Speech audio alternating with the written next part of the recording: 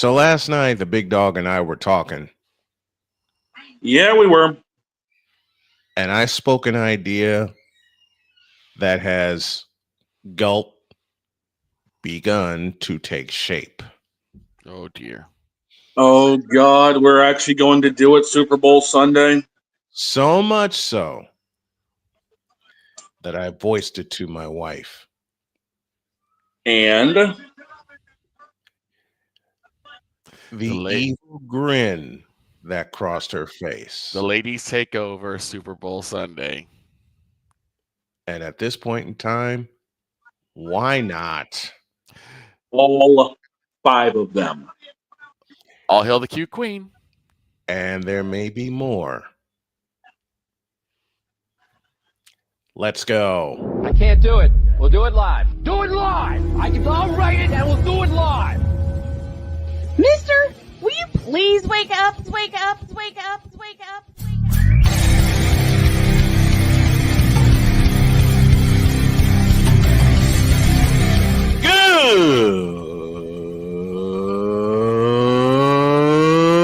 Good morning!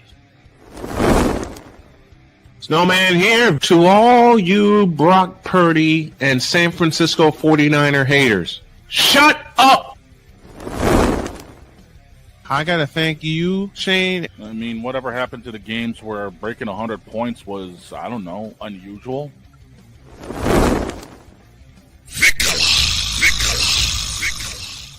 There was one word to sum up the All-Star weekend. Trays.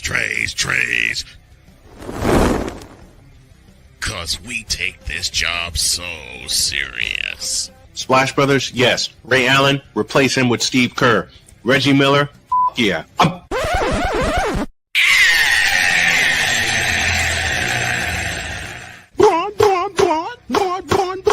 What in the all types of blue hell? I just want to eat those doggone steals. Oh, yeah! Let's go, baby!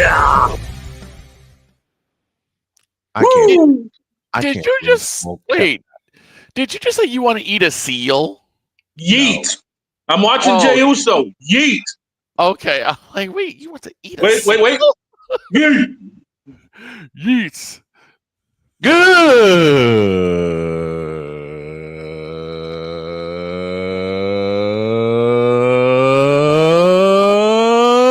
Good morning, and welcome to the Manic Football Whip Around Monday edition of Snowman in the Morning. Glad to have y'all with us, and you, dog, for that term yeet. Now I can't get it out of my doggone head. It's about to get us beat up by Playmaker.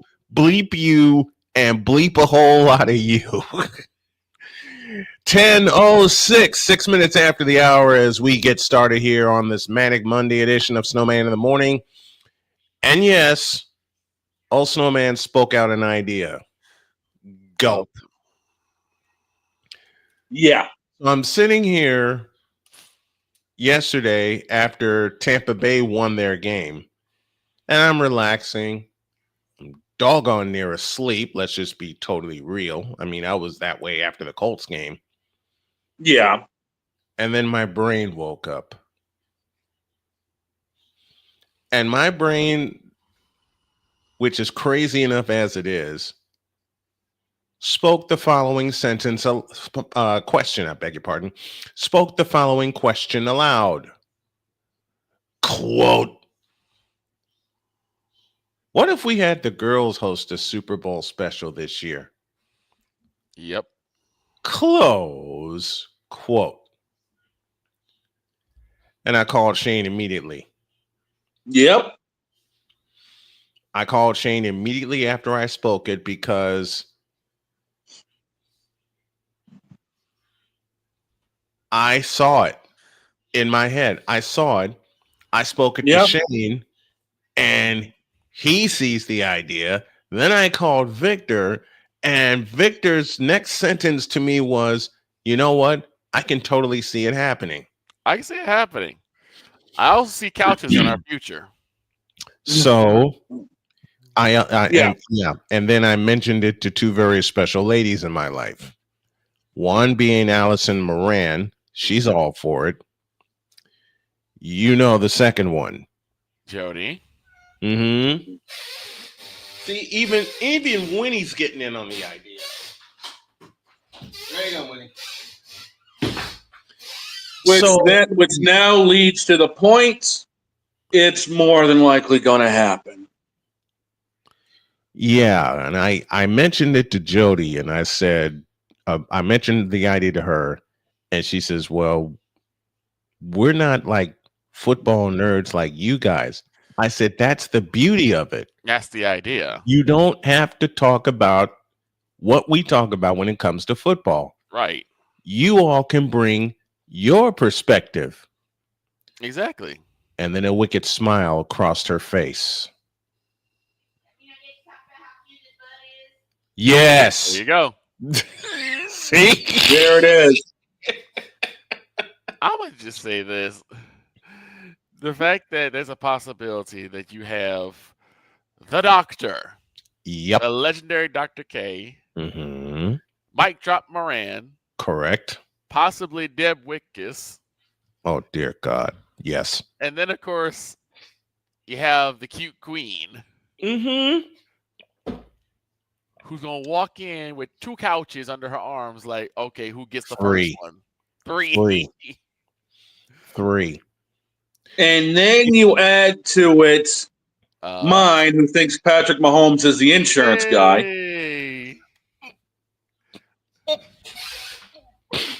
Yep. Right. Retreat. You all just heard it this morning. Retreat. Yep. And then all of that, you add all of that together. Mm-hmm. And there may be one more lady coming into the mix. Wait, what? This is the surprise I didn't give you. Okay. I may convince my daughter Cheyenne to get in on the phone. Who will say, I don't know who they are, but their butt's cute. Just like Jody will. So, folks, there is an idea beginning to take all kinds of shape. Yep. And we're only 6 weeks into the season. Right. Uh-huh. That's what's scary. You know what's even scarier than that? Justin Fields' performance in London yesterday.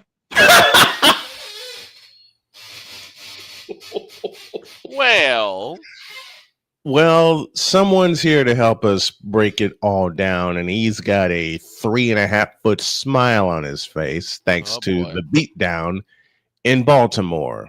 Oh, boy. Here's Agent Zero.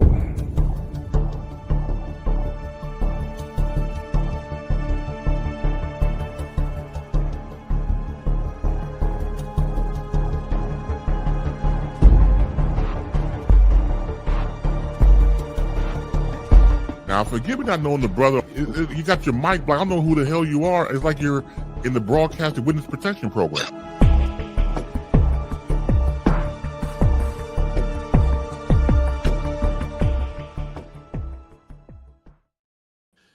The super hacker himself, the hardest working man in content creation, is here. He is the playmaker. Good morning, sir. How are you?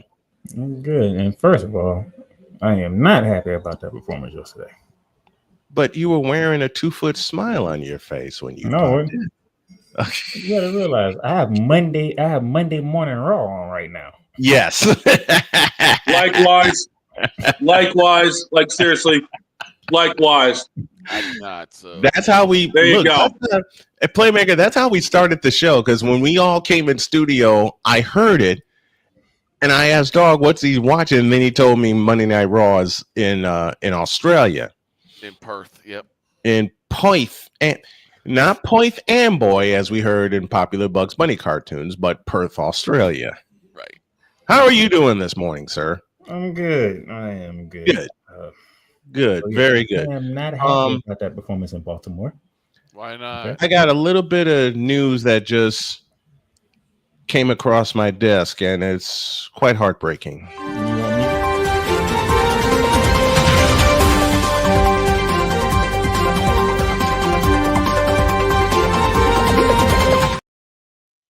Doesn't the involve world of- South Carolina. Yep, Yeah, I'll do the honors. Out of Columbia, South Carolina, Chloe Kitts, star forward for the South Carolina Gamecocks, is out this year with a torn ACL. That's not the second person that's had a torn ACL before the season started. Well, Juju Watkins injured hers during the tournament. hers in the second round of the tournament. Yep, she injured hers during the Okay, so tournament, and she just recently said she'd be out for the season. But this just dropped about 5 minutes ago. So, go ahead, with Juju made the decision that instead of doing what most other athletes do, which is working religiously to get back on the court, she's going to take the full year off. Which makes more sense because it allows her to actually really get her ACL to heal up properly rather than trying to rush it. And when you rush it, even with all the diligent work that you put in, exactly, there still may be setbacks. Imagine if D Rose took the full time to get his ACL together. And he kept his brother's mouth out of his ear. Yeah. I'm not saying, I'm just saying. But once again, Chloe Kitts out for this year with a torn ACL.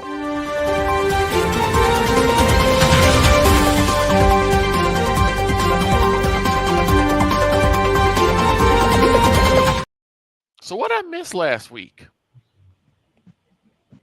You know what?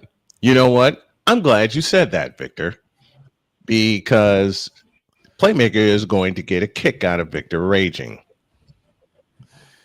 Oh boy, a big old kick out of him raging. All I remember because Victor came when Victor and I talked yesterday. Oh dear. Yes.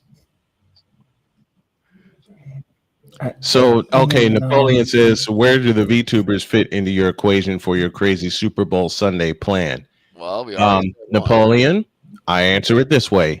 Have your ass in here. Yep. How's that? Napoleon, you're joining the booth. Why do we have all the girls in here that put Napoleon in the middle and we just get out of the way and produce the doggone thing? Oh my God. Yeah. Napoleon's gonna end up sounding more like Raj from Big Bang Theory.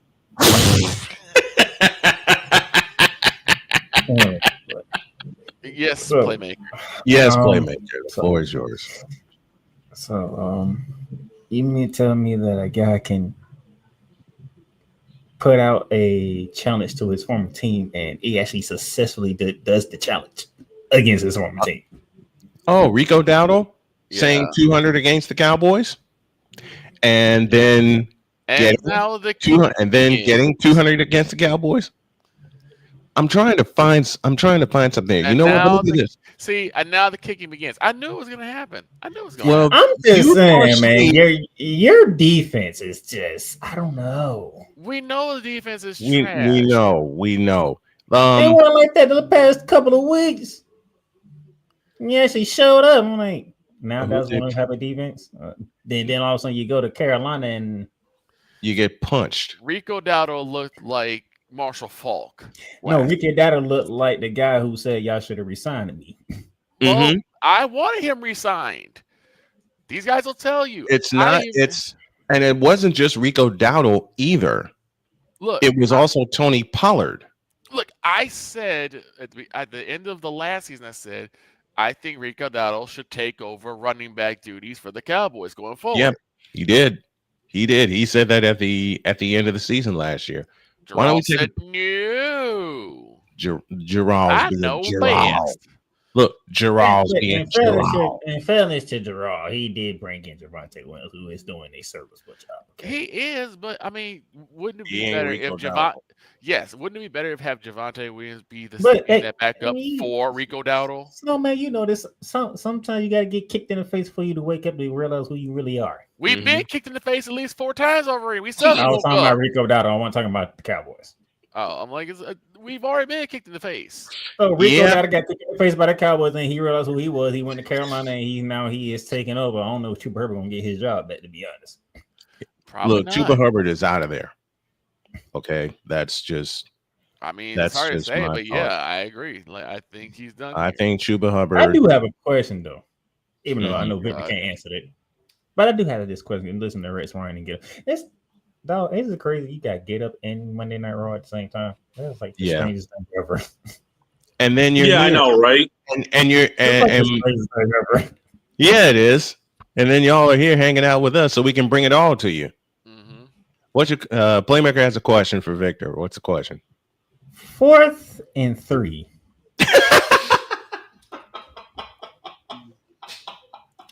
And you have a safety in the goddamn end zone. Yep. Yep. On 4th and 3. 4th and 3. Why? And you're asking a logical Cowboy fan this question? And you're asking me. I say Britt don't have an answer to it. I'm asking anyway. Yeah, he did. You know what? You know what Victor's thinking right now with this 4th. Just a moment. You know what Victor's thinking right now with this 4th and 3 question? 2 simple words. You tripping. Here's the problem. Here's the problem that I have. Mm-hmm. The Panthers really only ran 3 different running plays. Every running play was one of 3 different running plays. One being a counter. And for some reason, the Cowboys just had no answer for it. Victor, you know, same play. The counter gap, which is what the Washington Redskins made famous. Right.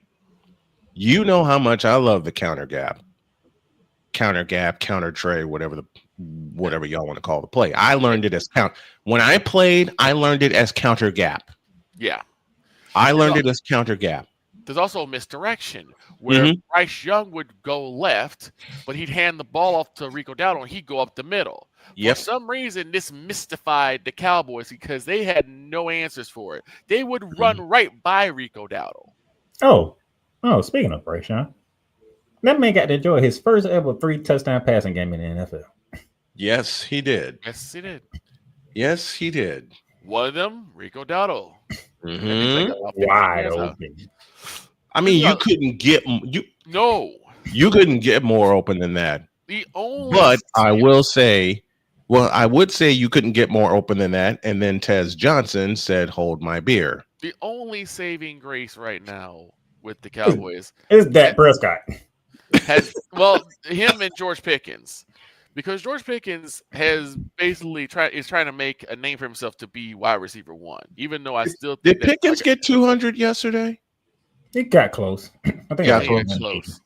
Okay, let's take a break here because Victor made a request of me. He said when we talked yesterday on the phone, he said, "Snowman, I got musings." Yeah, one of them is a combination. Tell you all about it when you all get back in the deuce. This is Snowman in the Morning. The spirit of battle is a powerful force. It's a force that drives us, pushes us beyond our limits. It's a fire in our hearts that fuels our determination, our commitment, our strive for greatness. Every challenge faced, every obstacle overcome, it sharpens our skills and fortifies our resolve. This relentless pursuit of excellence makes the journey so exhilarating. And the victory, it makes the victory sweet.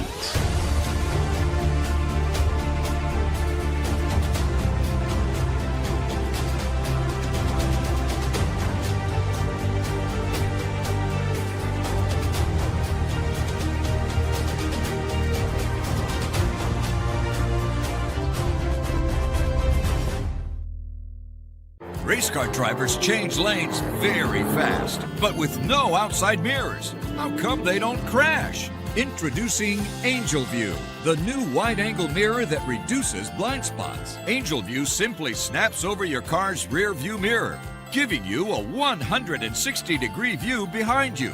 Just look at the difference.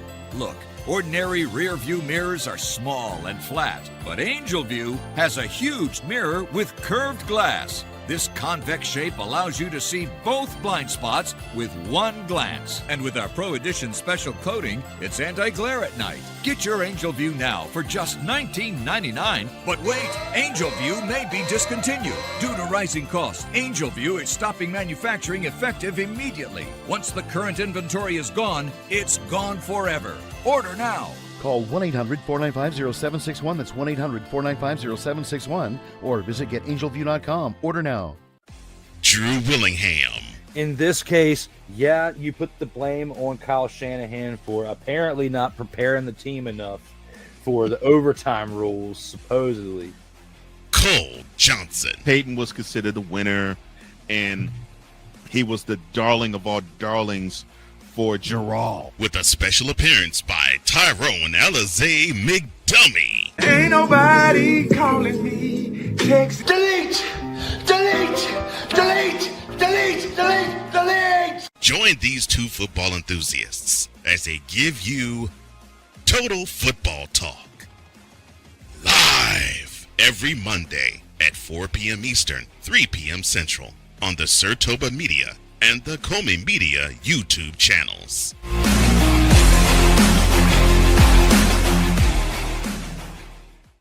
Cause we take this job so serious. Gerald Jones has no brains. His football acumen is the same capacity as Gun Run's moral capacity.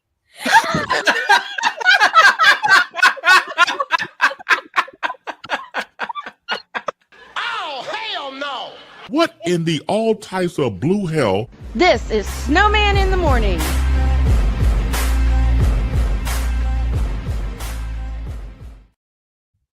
One of the best ones I've cut so far.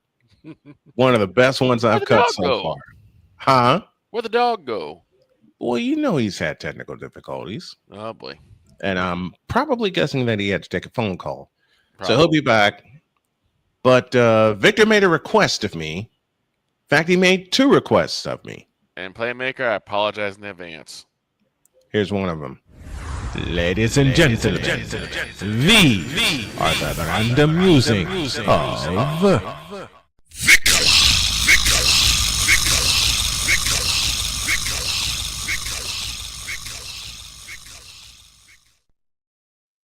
and Playmaker, close your ears. In a world where partial greatness is celebrated and total greatness is shunned, there stands to be a figure on the lips of those who love him and those who hate him. The inane comparisons to Michael Jordan and Kobe Bryant continue and has existed since 2003. There is no end in sight, for the battle between those who unconditionally love and unconditionally hate him wages on. These are their stories. Welcome to the Bronzexual Confessions. Well, no wonder my phone had a technical problem. We're dealing with this. Like I said, as I said, apologize in advance. So do I. But Victor made this request of me, so and Playmaker dipped out. Playmaker said, I ain't having it. All yours, Victor. Take it. So I asked everyone, even though I knew because I watched the show, about what I missed this past week. Yeah, you did. Now, mind you, I was a bit late because we're getting ready for our town hall meeting at my job. So I had to watch some of the show late. Yeah. We get to the scoreboard update that these two fine gentlemen did. And somewhere in the midst of that, I hear the cute queen go, "Oh my God." And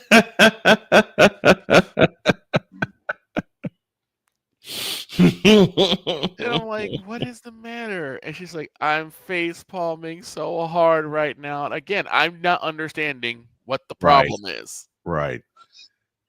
And then she breaks that the big announcements. The decision, part 2, was actually just a ploy for Hennessy. Give me this.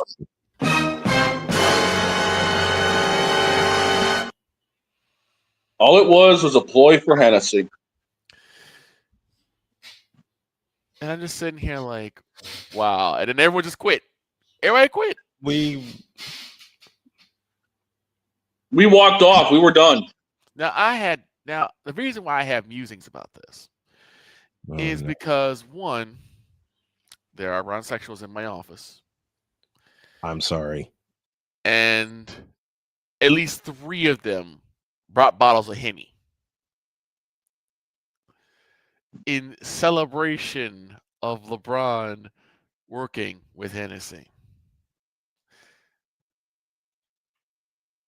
And of course, then I get clowned on my Discord because they were like, well, you didn't expect him to leave, did you? We were hoping. And I said, no, because I knew he opted into his new deal. So he at least had this new deal and chances he would extend or he'd go somewhere else.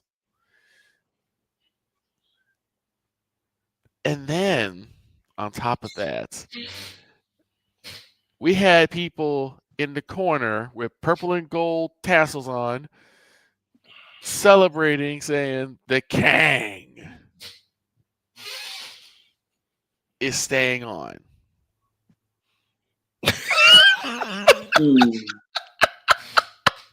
Playmaker getting this from the. I got it. And I said, look, I apologize in advance. I didn't think Playmaker was going to be on this Monday morning, to be fair. No, I was waiting for him for Tuesday. Exactly. So it's your fault. It's your fault, Playmaker. Now, here's the thing. Someone else decided to ruin my week. It wasn't me. No, it wasn't you. When someone sent me a following graphic. Oh no, not the graphic. Yeah. Oh graphic. no. They were talking about Scottie Pippen in the 90s. Who was a beast. And MJ in the 80s. Who was a beast. And basically they were saying that you could save it for next week when the season begins. No, I couldn't. No. Because when something goes in my head, I need to get it out. So no one understands this. Very, very well. I'm the same way. When someone says something stupid, I have to talk about it. Right. But anyway, so this fool said Scottie Pippen in the 90s, or the Bulls under the 90s leadership of Scottie Pippen, 6 championship rings. The Bulls under the 80s Jordan leadership, 0 rings. This goes to show that the Bulls were better under Scottie's leadership than Michael's. And we all know that LeBron is better than Scottie. So by default... Oh, hell no! So by default... Oh, hell no! Don't you even complete that thought. Yeah. So you already got that. Don't even... Dates. What are we doing? And I said, I know why this even came up. Because who drinks Hennessy that we know drinks Hennessy on air? Shannon Sharp. So of course, his boy LeBron, his Kang, would work into with Hennessy. I can't drink, and now this is giving me more reasons not to. Because I will never drink anything dealing with that person. And by the way, LeBron James, bleep you. In fact, dear ESPN, dear LeBron James, bleep you. Dear ESPN for foistering this LeBron nonsense, bleep you. Dear Bronsexuals, bleep you too. Dear Ryan Hollins and Nick Wrong, bleep you both. And just for good measure, dear LeBron James for trolling my crew, bleep you, bleep you, bleep you, bleep you, bleep you, and bleep you.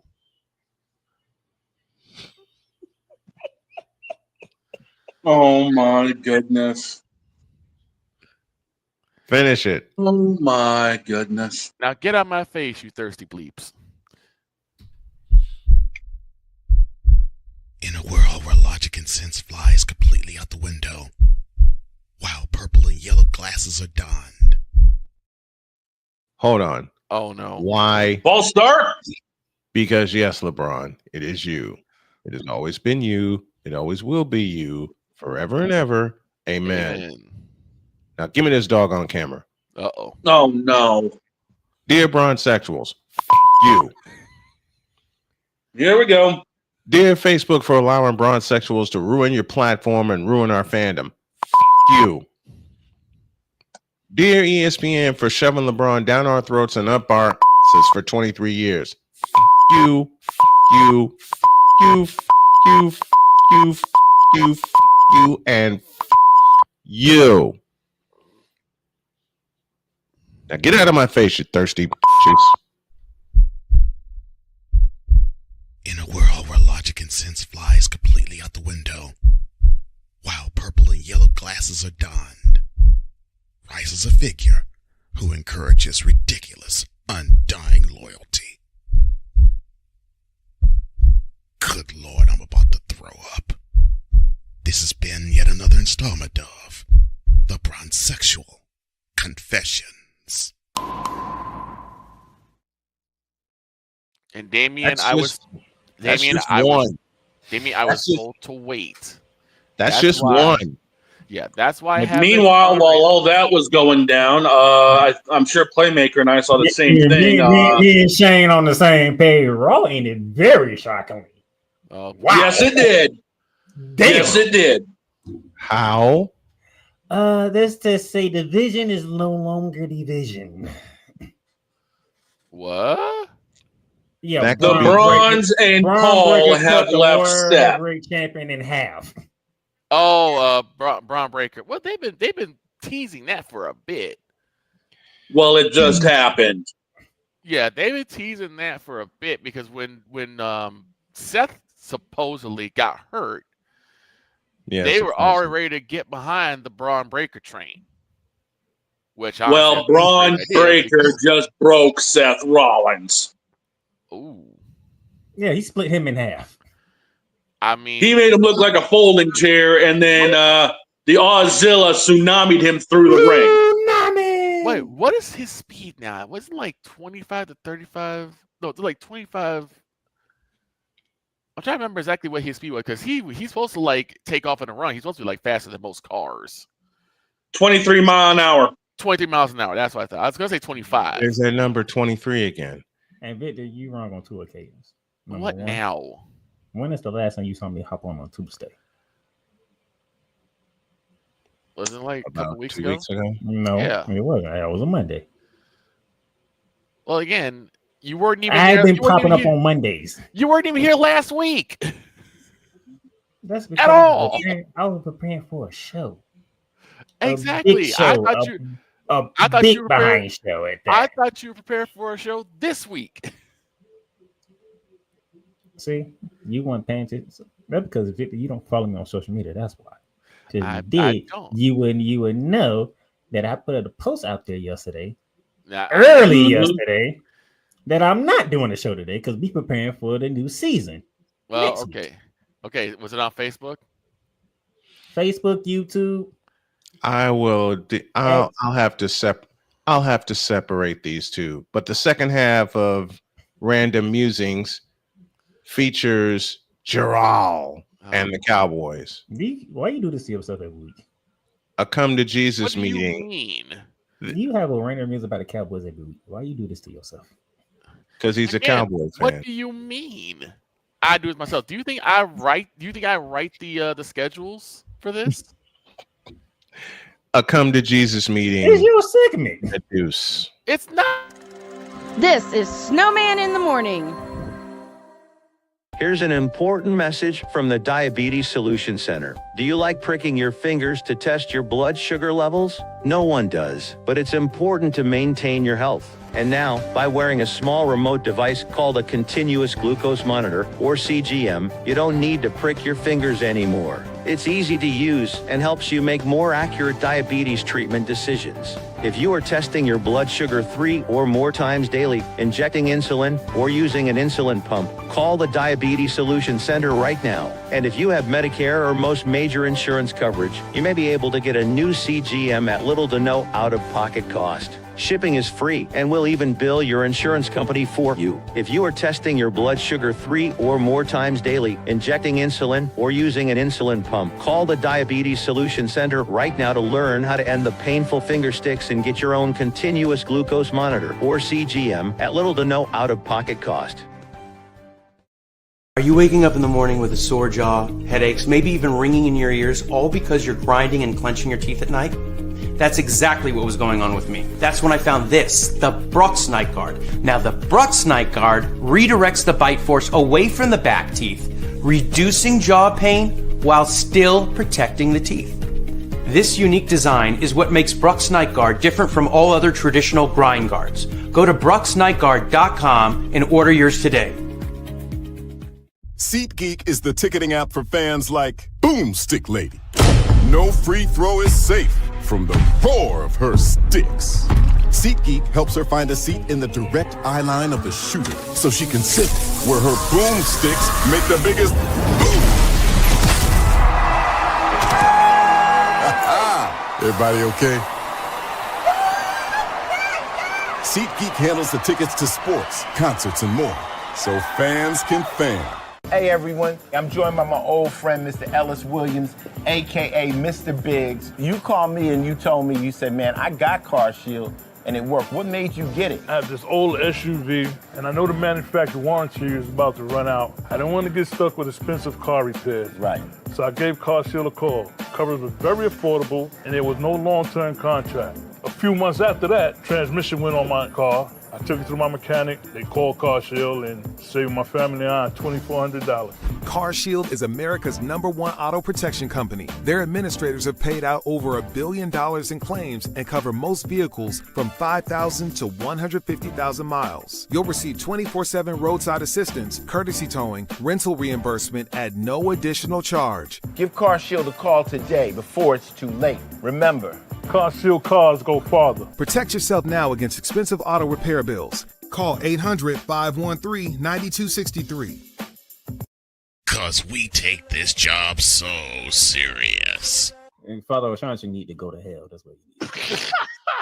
What did Father O'Shaughnessy do? I quit. We're done here. I'm done. We're out of here. What in the all types of blue hell? This is Snowman in the Morning.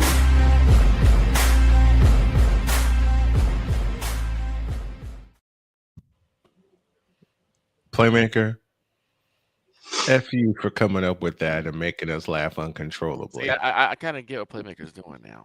I get it now. Get what? He's pulling his best Stephen A. Smith to just sit there and troll me. You do a musing on the Cowboys every week. Am I lying? Am I not supposed to? You can choose not to. It's your choice. That's all I'm saying. Am I not supposed to? Because if I don't, let's understand this. If I don't, let's say I don't do it this way. Let's say I say, screw it, they lost. It is what it is, right? Then I have people saying, why are you ducking and dodging? Yo, Cowboys. People gonna say something about Panthers. People gonna say something about anything. It don't matter what you do. You gonna say people gonna say whatever. People say it to me. Exactly. With the teams that I've covered. I don't run. If I'm gonna take the beating, I'm gonna take the beating. They can say whatever they want to, and I'm doing this partially jokingly to Victor to make him laugh. They can say whatever they want to say to me. And I know you did too, Victor. I stopped giving a a long time ago. But for comedic purposes, just a moment, Playmaker. For comedic purposes, Victor did say in the chat yesterday during the live stream, well, I'm going to get kicked just like that football did on that walk-off field goal. And what did I say? And am I not getting kicked again? I'm not doing the kicking. I'm just sitting back enjoying it. Victor Big Dog would tell you, and Snowman would tell you, I'm a Gator fan, but guess what? I'll look at them and be like, no, they ain't making the show. I don't care what anybody says. Am I lying? Nope. And I'm a Gator fan. Now I was like, nope, not making. Nope, ain't talking for Florida. Get out of here.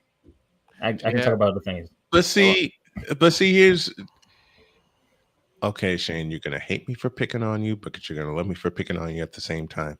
Shane would do the same thing. He would write to me and said he would message me and say we are not talking Patriots tomorrow. And then as soon as we come in here for pre-show, we're talking about the Patriots. He's like, this, we got to talk Patriots because I'm mad. And I'm sitting here laughing. Because again, if I don't get this out, it's going to be stuck with me for another week. And I don't need that. Well, you got another game. And there's another game after that. Exactly. So I need to get it out as soon as I can. Otherwise, I'm not going to rest. I'm not going to get any peace. So a quick little side note before we get going. Squiggle, you ain't right for that, but you're so right. Yep. Oh, Seth got destroyed worse than LeBron's career. If he had it, you know what? I will save the second half of that for Wednesday. Here's the and it might wind up being an uncensored crash out. Here's the problem I had. Crash out. So apparently, it seems that Micah Parsons was not the one we had to worry about getting a revenge tour. It was Rico Dowdle. Let me set you up. Here's the second half of Victor's musings. Ladies and gentlemen, these are the random musings of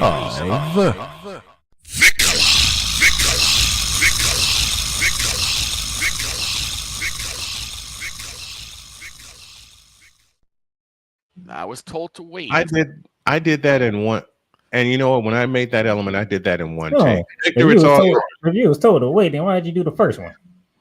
Because I was told to wait. I planned it that way. Yes. Victor, the floor is yours. So, how many mistakes, monumental mistakes, has cost the Cowboys this year? Thanks to Gerald. The tally is up to Too now many. 15. The tally's up to what? About 15 now. But we'll go with the big two. Put somebody in the middle of the field. I mean, you 2, 3, and 1. Okay. You took this talent named Micah Parsons, threw a temper tantrum because he wouldn't play ball with you, instead of just having the conversation with somebody. That's all you had to do. Just have a conversation with somebody. He's now with Green Bay, which sadly they didn't lose the Cincinnati Bengals. Darn. I would love to have Joe Flacco beat the Packers twice in the same season. I was waiting for that meme. Didn't happen, but the Packers took care of business. But then now Rico You Dowdle. was terrible. You was a terrible person. Wait, what? You're a terrible person. You're a terrible person. I don't know what you're talking about. How you gonna give Victor the Stephen A. music?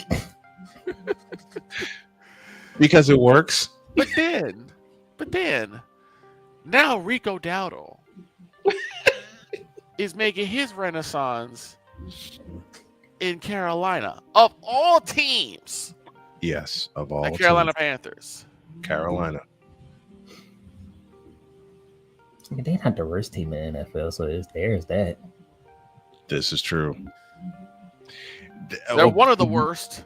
We're going to talk about the worst team in the NFL. They not even one of the worst teams in the NFL. No, they're not. Because the worst team in the NFL we'll talk about to lead off hour 2. Well, yeah, we'll Do get we to have that to? in a bit.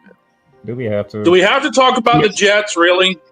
To make fun of them, yes. Where's my No, Okay. I'm already feeling bad for Ryan. Okay, I don't need. I'm not. I'm not. You have bigger issues. Okay.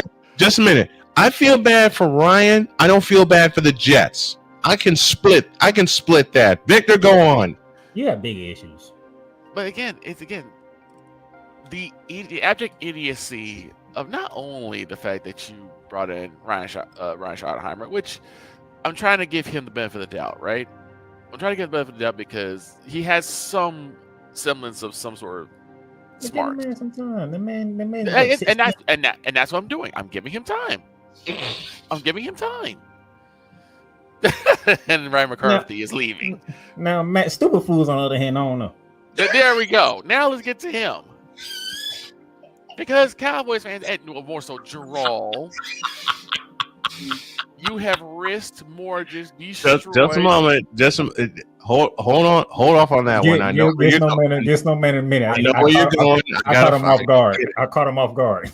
I see that. Stupid fools. I love that.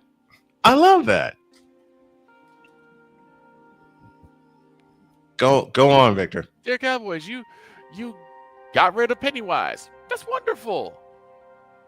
Brian Schottenheimer, I'm giving him a chance. But then you risked, mortgage, incinerated, eviscerated any chance we have of playoff success. Completely yeeted away. Completely away from Matt Uberfools. Uberfools. Who apparently still cannot put anybody in the middle of the doggone field. Thank you, Deeks, for that. No, he did. He put somebody in the middle of the field, but the thing was, they was in the end zone on 4th and 3. Exactly. Why is you 30 yards away and they only need 3 yards? Oh, let me get to, and this is where I said I got to call Brian Schottenheimer to the floor a little bit, to the carpet, because in the fourth quarter, you ran 3 screens in a row. You ran 1 screen, you lost 2 yards. You ran 2 screens, you lost 4 yards. Yep. And I'm thinking, okay, George Pickens has been his deep threat. Whenever Dak needs to air it out, George Pickens is there. No, let me throw another screen. And Pickens was cooking all day. Which nets you a grand total of 5 yards. He finally using his brain for once. Like, what are we doing? Why are you running 3 screens in a row? When the first 2 didn't net you nothing but a grand total of negative 6 yards. Why are you still throwing screens? I believe what Victor asked was, what are we doing? If Dak is supposed to be your top tier weapon, if Dak is supposed to be the guy that's going to lead the Cowboys to playoff success, you need to give him plays where that will work. Playoffs? Thank you, playmaker. Playoffs? Don't talk about playoffs. You kidding me? Playoffs? Well, look.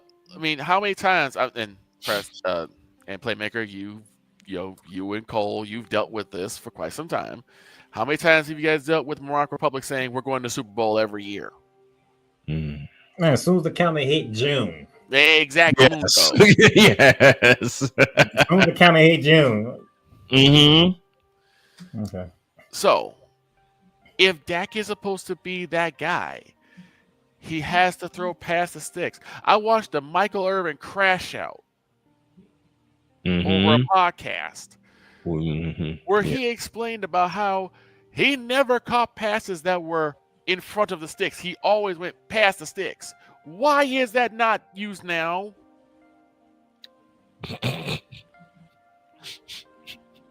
You know what? I think I know why Victor's going through this right now. Okay. Why? Because the guy that owns the team is a numbskull. Yeah, that is part of it. But here's what's going on. Victor saw Thursday night, and he saw a team that's supposed to be the defending Super Bowl champions look the way that they look, which means they can be had.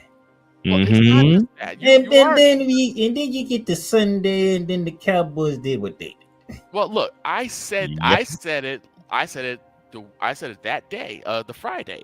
I said, watch, the Cowboys will mess around and lose to the Panthers. After what happened with the Giants, I'm like, watch. The Cowboys will mess around and lose to the Panthers because the Panthers are not a team to sneeze at. We make jokes about them, yes. But after what they did to Miami and how they blanked Atlanta, they can get it done. And their two comeback wins. Right. They can be they can take a team down if necessary. But this is something the Cowboys have done every single year against every single team. They play down to the other team's level rather than stay at their level and force other teams to play up. No, they just said, Dak Prescott, you turn into Superman, you take us to the promised land, which is not going to work. It's not going to work. I mean, there was no daylight for the first 3 quarters of that game for every Cowboy running back. Mm-hmm. Where it was Jaden Blue or Javonte Williams, they had no daylight. Jaden Blue, a rookie from Texas. Oh, by the way, Victor, what was that you were saying about Matt Uberfools? Can you do it again, please? Yeah, they basically, Jarrell has basically mortgaged, risked, doubled down, threw away, yeeted away, eviscerated, incinerated any playoff hopes or future hopes of Cowboy success for Matt Stupid Uberfools. Thank you, Playmaker, for the addition to that. The guy is a numbskull.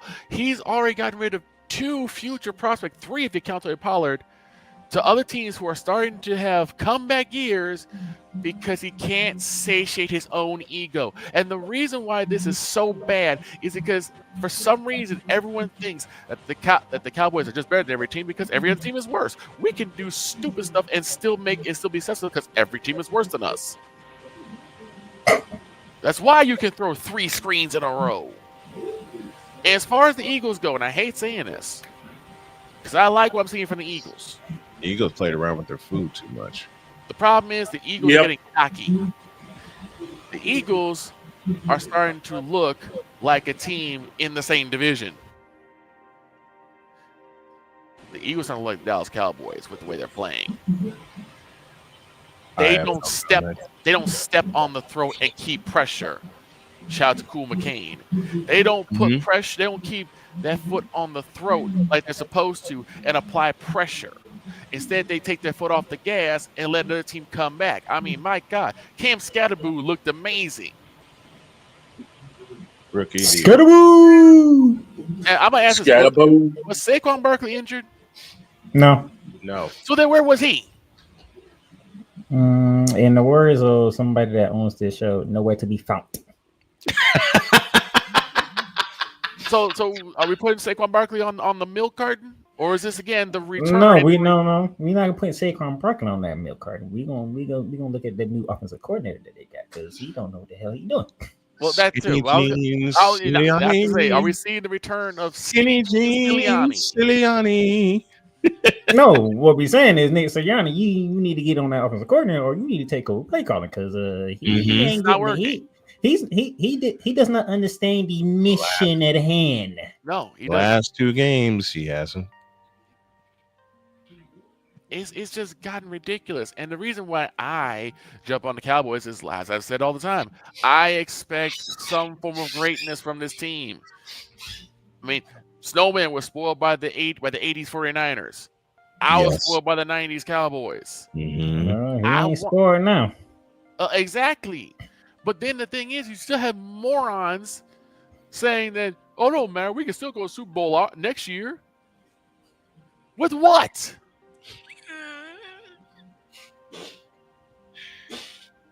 Wait till I get Victor in studio with us. With what? What could the Cowboys possibly have? What secret weapon do we possibly have that's going to propel us from where we are now? Particularly when you have Matt Stupid Uberfools messing up with the doggone defense. We have no secondary. We keep getting beat deep over and over and over and over again. We can't get pressure on the quarterback. Just look what happened with us versus Chicago. Figure that puzzle out. Where Caleb Williams can sit there and get that bronze tan on him, get his nails and her did, and go on a girls' day with Angel Reese. Oh no! With about time that he had back there, no sacks. Let me brought up no sacks that game. I think you hit the wrong button, Snowman. I think you hit the wrong button. I think you hit the wrong button. I think there's another button you need to hit.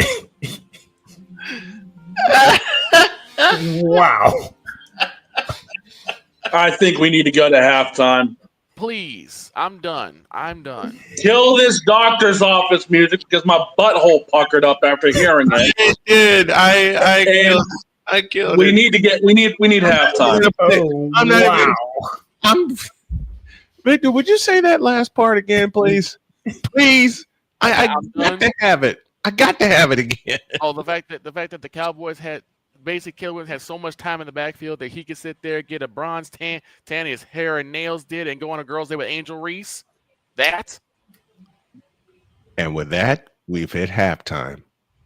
Wait till I find the original way he said this, and I know it was earlier.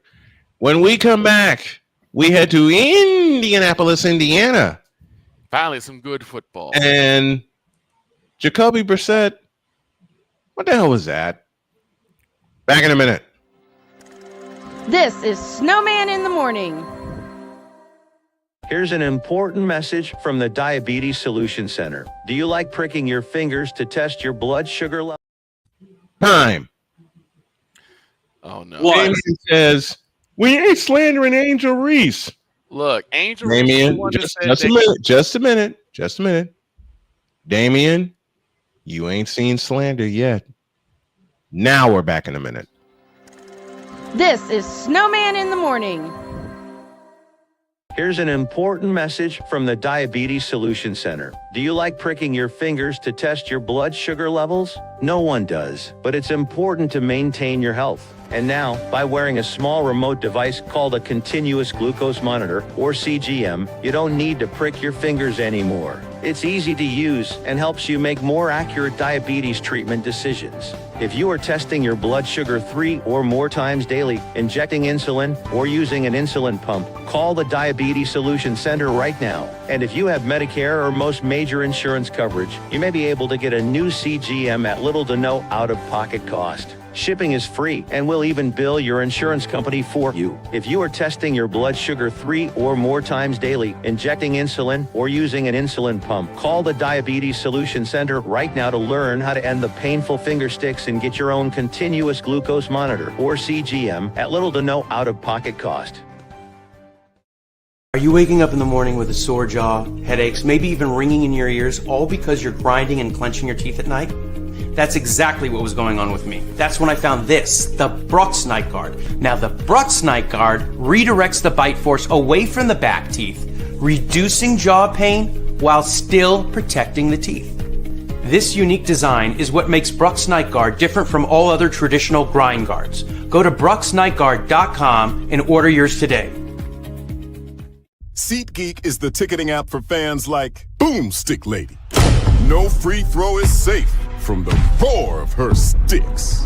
SeatGeek helps her find a seat in the direct eye line of the shooter so she can sit where her boomsticks make the biggest boom. Everybody okay? SeatGeek handles the tickets to sports, concerts, and more, so fans can fan. Hey everyone, I'm joined by my old friend, Mr. Ellis Williams, AKA Mr. Biggs. You called me and you told me, you said, man, I got CarShield and it worked. What made you get it? I have this old SUV and I know the manufacturer warranty is about to run out. I didn't want to get stuck with expensive car repairs. Right. So I gave CarShield a call. Coverage was very affordable and there was no long-term contract. A few months after that, transmission went on my car. I took it to my mechanic, they called CarShield and saved my family and I $2,400. CarShield is America's #1 auto protection company. Their administrators have paid out over $1 billion in claims and cover most vehicles from 5,000 to 150,000 miles. You'll receive 24/7 roadside assistance, courtesy towing, rental reimbursement at no additional charge. Give CarShield a call today before it's too late. Remember, CarShield cars go farther. Protect yourself now against expensive auto repair bills. Call 800-513-9263. This planet has been great to me. It's given me gifts that I can't even explain. It's given me adventures and memories I'll never forget. And Battleborn, I think, has given me the opportunity to go beyond and give something back. How can I be a better custodian to this planet and the place I live? That's where I am with Battleborn. Let's make the planet a better place. During bad weather, driving can become downright dangerous. What's your emergency, please? Trust Battle Vision Storm, the revolutionary glare reduction glasses that turn your sight bright during bad weather at night or during the day. Watch your ordinary vision become extraordinary. Battle Vision Storm uses light optimizing lenses that block blue rays so you see clearly in heavy rain at night or blinding snow during the day. Heavy rain, snow, sleet, or fog can make it impossible to drive. Not with Battle Vision Storm. Get your Battle Vision Storm for only $19.99. But wait, due to rising costs and supply chain shortages, this may be your last chance to get your very own at this low price. There is a strict limit of 4 Battle Vision Storm per order while supplies last. Don't wait, order now. Call 1-800-483-6319 or visit battlevisionstorm.com. So call 1-800-483-6319 now. 'Cause we take this job so serious. The petition's on. Let's do it right now. From Seattle to Boston, from San Diego to Miami, and all points in between. Let's petition the NBA to get LeBron James traded. From the Lakers to the Warriors. LeBron James to the Warriors. We need to see it. What in the all types of blue hell? This is Snowman in the Morning.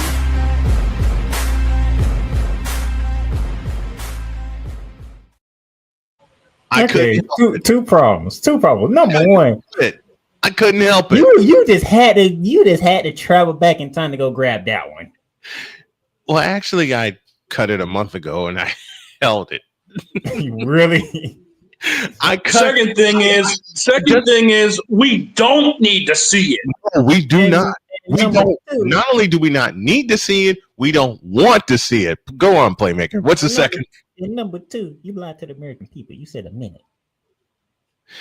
I know it's a popular phrase I use. Speaking of minutes, we're 5 after the hour and we owe you some IDs. You're listening to WJKS-TV, your Hoosier Sports Home and Indiana Sports Hub play-by-play voice. You're listening to WHDR-DB, your radio home and voice of the Carolinas. It's the Worldwide Sports Radio Network. You're listening to WQVZ, 1700 AM Mission Radio. For me and the Lord, we got an understanding. We're on a mission from God. Oh, boy. 6 after the hour. So Playmaker in tow with us. So you live in Carolina. So that means Victor gave everybody in Carolina a gift. Yeah.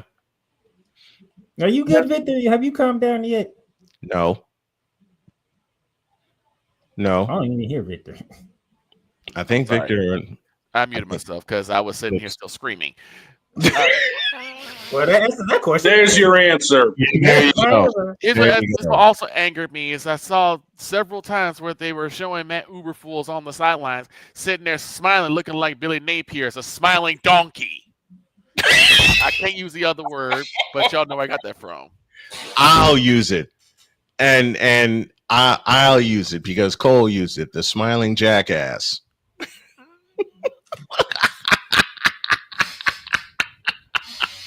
And can we talk about the fact that James Franklin has actually been fired?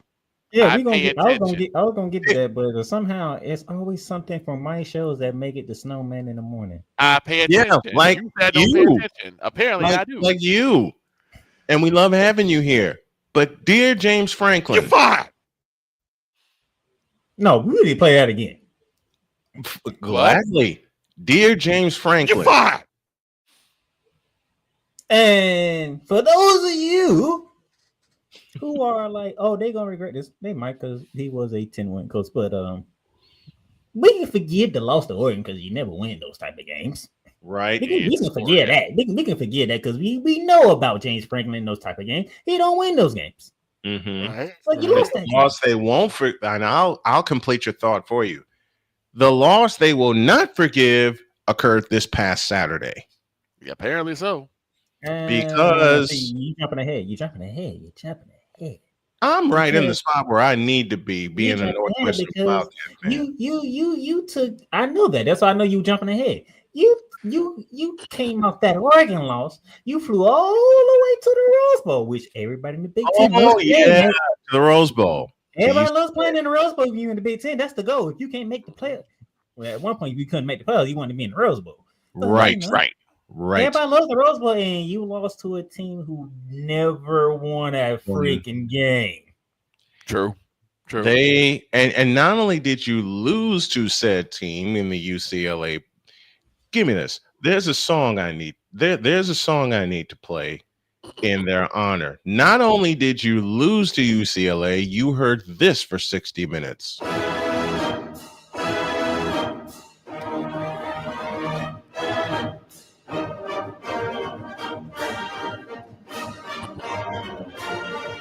You heard that, and you surrendered 42 points. I will say this. Damien does make a good point. James Franklin is gone, but Chapel Beal still has a job. No. Now, hold on. Let me finish my. Then you flew all the way back to Satteville, only to have Mike Greeny and Brian Snow look at the TV and say, "What is going on here?" Right.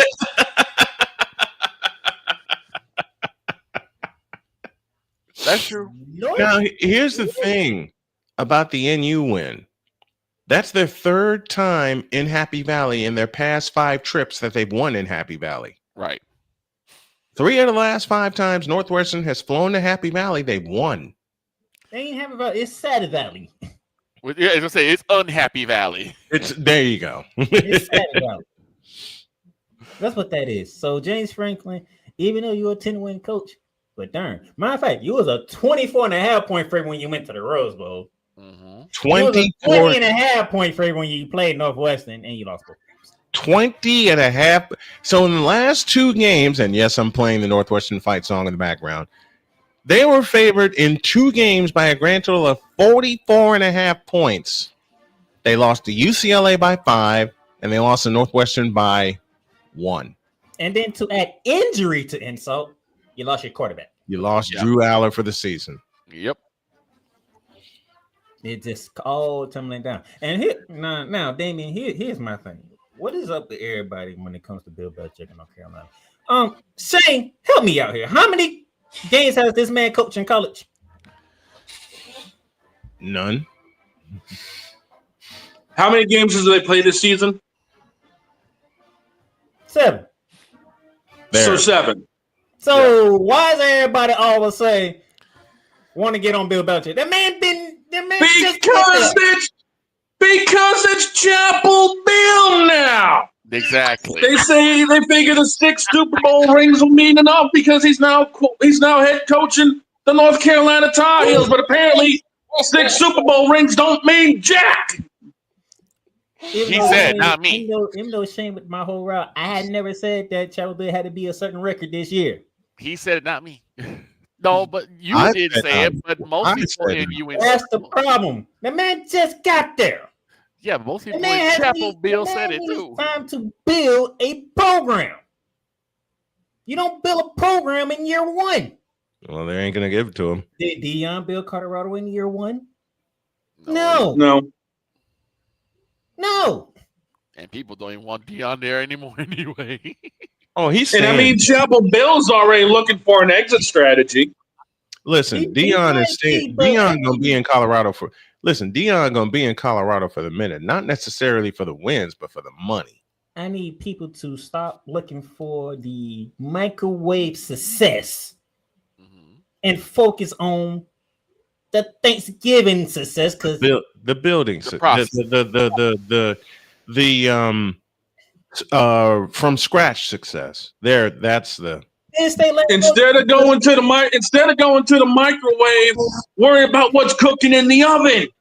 Well, Kathy Engelbert. Oh my God! I knew that was coming. Here's my problem.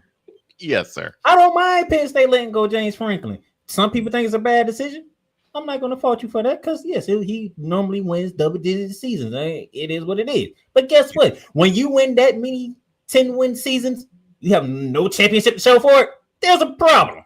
Yeah, major problem. But everybody want to look at Bill Belichick, who just got to North Carolina. This is a travesty. This is a disaster. The man just got there, okay? Can the man get some time inside first? I guess North Carolina. I guess because of I guess they expected the instant crossover success that he had with the NFL. And matter of fact, what school are we talking about? UNC. North Carolina. North Carolina. What are we talking? What's what we talking about? Football.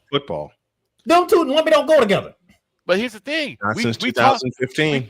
We talked to James Spivey. We talked to James Spivey a couple weeks ago. He said that there's a lot of good high school football in North Carolina. There is. Yeah, but then they end up leaving North Carolina. Just a moment. There is. Just got there. Mm-hmm. There's a lot region of first.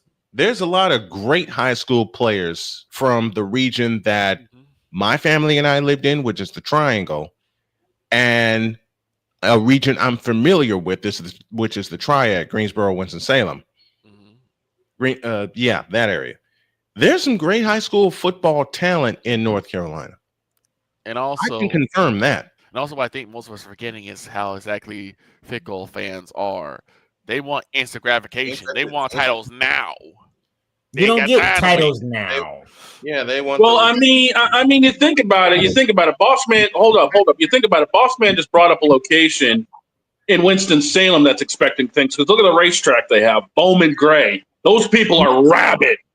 Oh yeah. So I've talked. You got to figure everyone's going to be rabid in North Carolina when it comes down to the home state team. Correct. So yeah, Belichick's unfairly getting his butt handed to him. Plain and simple. Let the man stick around for longer than a cup of coffee. He'll develop it. And that's the thing is that they also look at the fact that the first game they got walloped. So it's they did. It's TCU, okay? It's the fraud. Again, I'm not disagreeing with you guys at all. I'm just telling you that I think from the fan perspective, they're gonna sit there and say, "We got Bill Belichick. He's supposed to be the best coach in NFL. Why can't he work with UNC?" I agree. They need to work the process. Do you think Phil Jackson would have the same success if he coached a college basketball team? No. I don't know. No, not. You have to learn. When you went to college, you don't learn triangles. True. My whole thing is like a lot of times, particularly college fans, they're like, we want wins now. We want championships now. They don't know patience. NCAA is not the NFL. Like I said, let the man build his recruitment class. He'll get his players. There's like several hundred jokes in my head right now. Look, I said, I agree with everything y'all are saying. Save them for Friday. I'm just looking at it from the crazy fans' perspective, and college football fans are some of the craziest fans out there, not named the Monarch Republic. They are the Midwest Republic. Now, Damien. Exactly. Now, Damien, if what you're saying is true, and he's not actually recruiting, then I can jump on the bandwagon of Bill Belichick. You need to go because you're not really doing your job. Mm-hmm. Right. But I have not heard reports of that. Nor have I. I have not heard those. Like, I mean, they want the. This is a trial period for Bill. This is a trial period and anyone with a functioning brain would know this is a trial period. This is a startup for what they think is going to be. You said functioning brain. That should tell you everything. That should tell you what you need to know right there.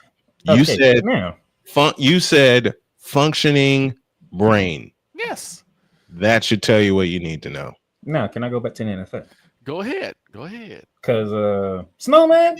Oh no. You might be leading the division, but for how long? Not much longer. Especially after the injury we all saw. Especially after what I saw yesterday. Playmaker, this one's mine.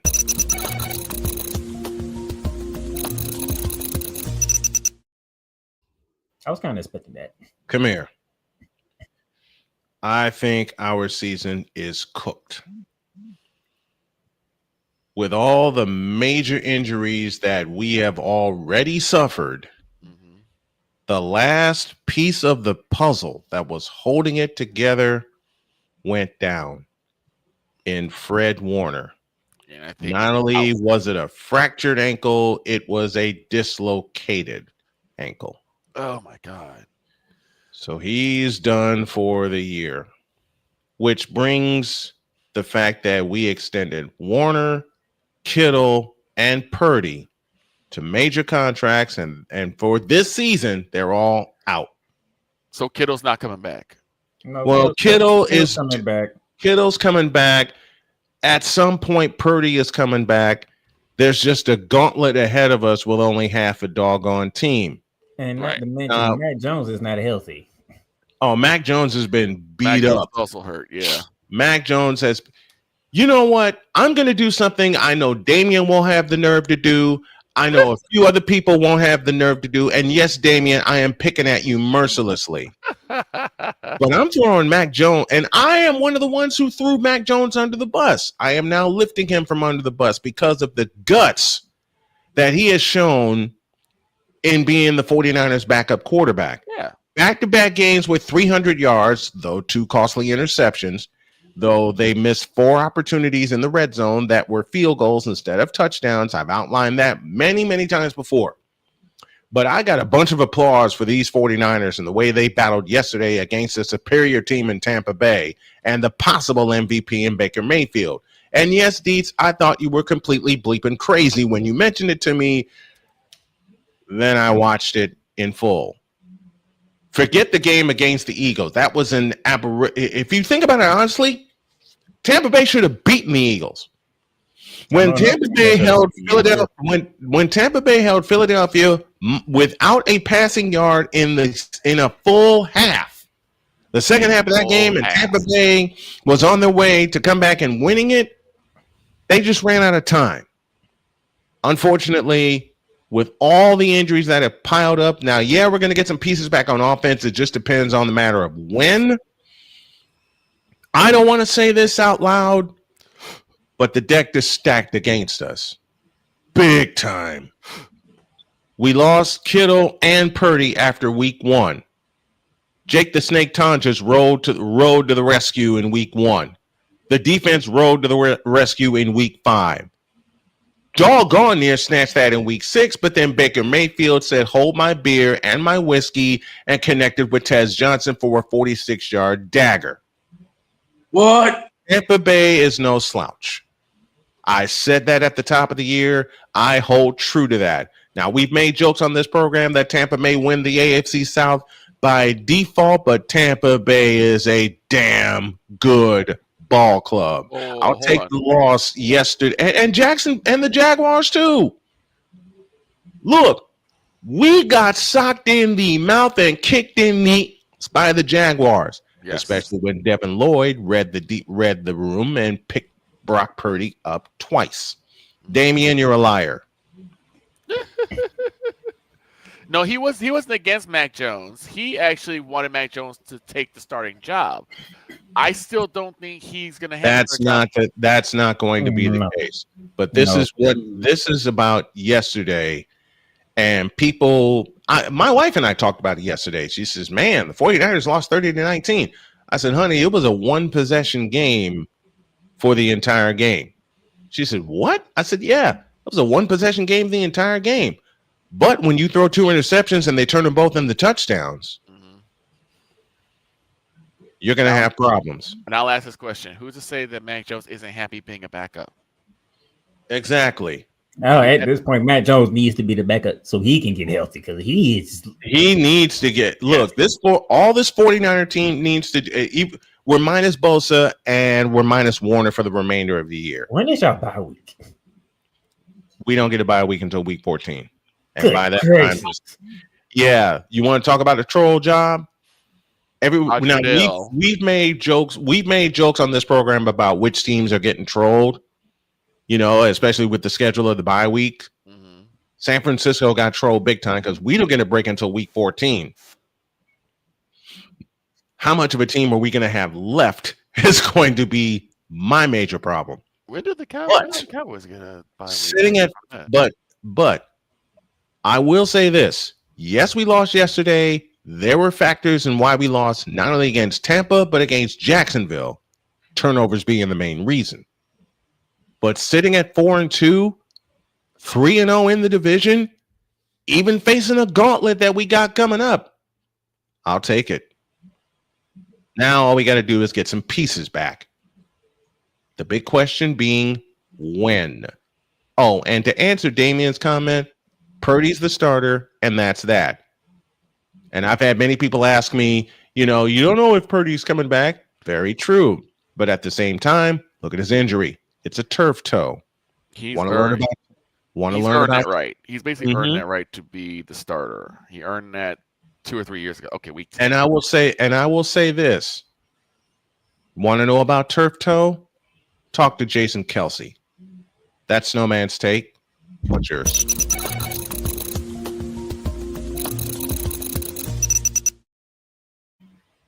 That's a good take, so man. That's a very good take. Think about it. We are not supposed to be. Listen, there are two things the 49ers are not supposed to be right now: 4-2 and 3-0 in the division. Don't remind me. I'm reminding you anyway. Take the joke along with you. Want to joke with me? I'll mess back with you. But in all seriousness, I wasn't joking. I was dead serious. I know. You know what? Let me throw a question. Like, they lost another. They lost another key player. Like, jeez. Yeah. And Playmaker was the first one to message me, and then I looked at the play and I said, "Oh, he's done for the year." So, are you guys not gonna talk about the Jets no more? Hold that thought. What's the point of talking about Jets? What's the point of talking about it? Justin Fields sucks. Just hold on a minute. Hang tight. There's a reason. I don't want to talk about the Jets in full. We all know they suck, and they finally got their first turnover yesterday. We finally got the first turnover yesterday. And still lost. And still took a big fat L. If anything, I want to cut Sean Payton out for even being that type of game with the Jets. Negative 10 yards passing. Yeah. Minus 10. How does this happen? Last time it happened, I was looking it up, was 1998. One, two. One Ryan Leaf. 4, 5. What are you counting? 6, 7, 8. 9.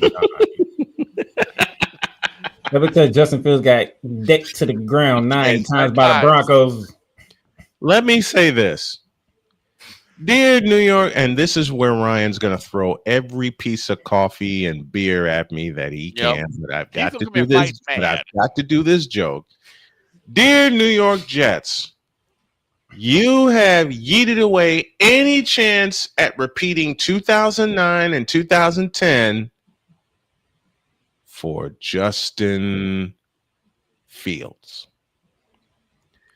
I have said this since his days at Ohio State.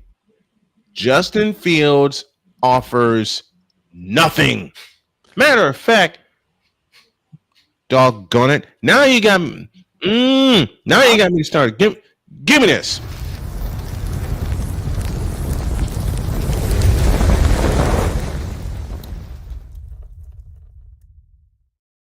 Really?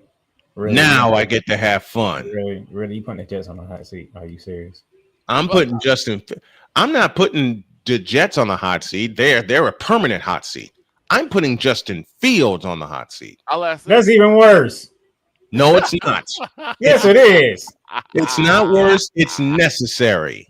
No, hot seat is for people who you expect to do things and they ain't doing their job. That's what the hot seat is. Well, here's one of them.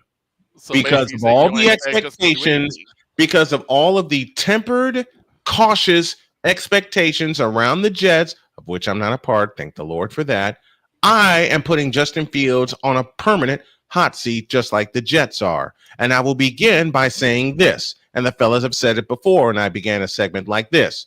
Justin Fields, you suck.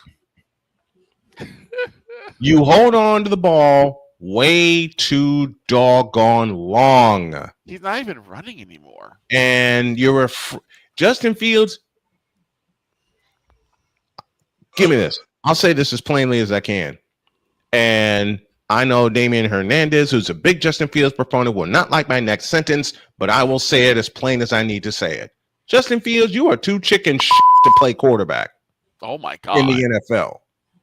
Because after watching that frivolity yesterday, in which unfortunately I got up and I couldn't help it.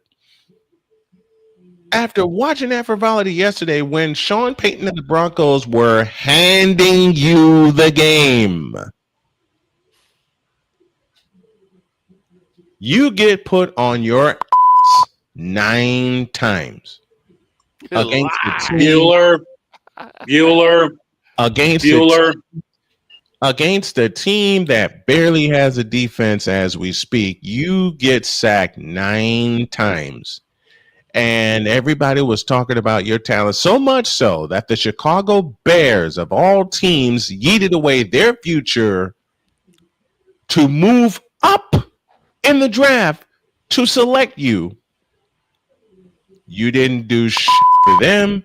You didn't do shit for the Pittsburgh Steelers. And you're certainly not doing shit for the New York Jets. I wouldn't put the Steelers on Justin Fields because he didn't play.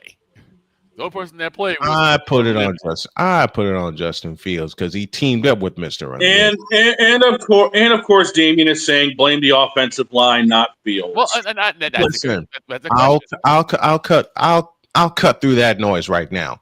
Justin Fields can have the best offensive line in front of him, and he would still be too chicken to play quarterback. Look at the way he holds up. He had an offensive line in front of him at Ohio State. And since he's been in the NFL, he's played like he's looked like and his quarterback play has been since the moment he came into the league. You can blame the offensive lines if you want to, and they certainly do deserve some blame. You can blame the offensive coordinators. Matt Uberfools, hello. Matt Nagy, hello. We can't call timeouts. This man's putting Justin Fields on the hot seat. He could have put Miami on the hot seat. He could have put Detroit on the hot seat.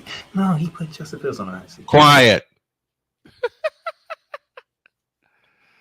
I got no reason to put Miami on the hot seat. I'll save that for when Pizzle gets here on Thursday. Well, that game bleeping sucked. There's so many other things. I'm just sick and tired of people being in my ear and in my face about Justin Fields going to be a great quarterback when he looks like shit. Period. Now get up.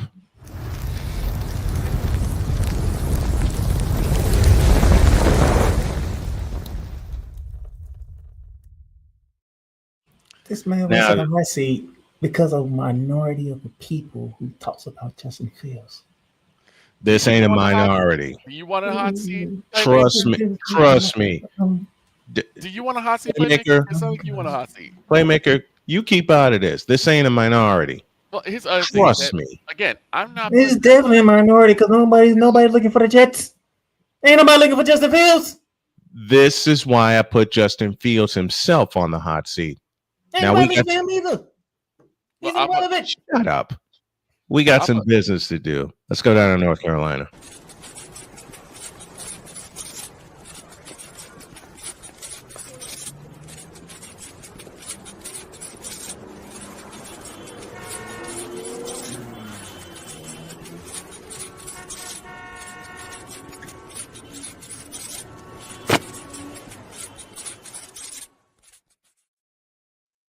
Jay Spivey is with us from North Carolina. Good morning, sir.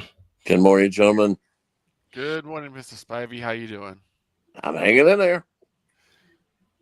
Well, you're doing better than me. I just heard your conversation about Justin Fields.